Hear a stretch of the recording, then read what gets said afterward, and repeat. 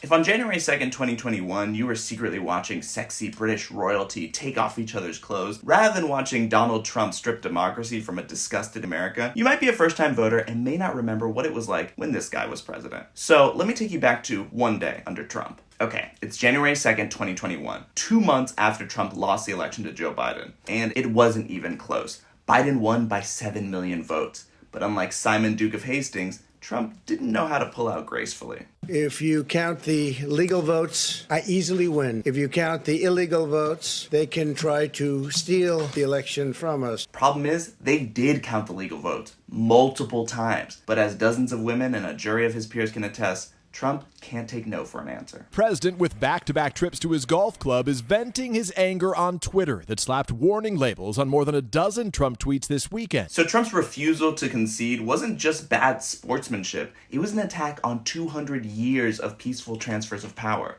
He blocked the new president's access to crucial funds and intel, and fired up his supporters. Spoiler alert, this leads to something big on January 6th. But that's a different day.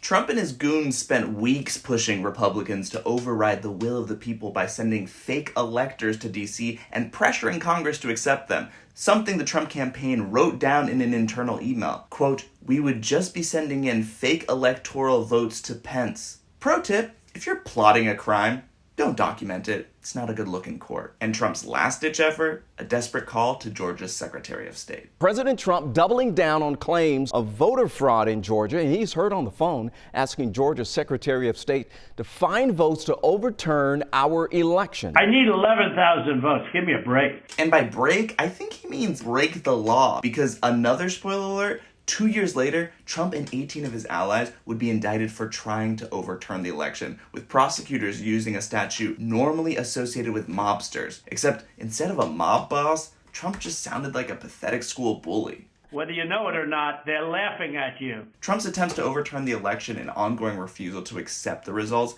didn't just backfire for him. They left lasting damage on American democracy, shattering voters' trust in the system. This is Authoritarianism 101. Cause people to lose faith in their voices and votes, or fear retribution. Maybe next time. In 4 years, you don't have to vote again. Which is why we've got to vote now. Make your voice heard by November 5th. And let's keep Trump's story to one season, like Simon on Bridgerton. Although, I could have used more Simon. I bet for you. Getting a little hot.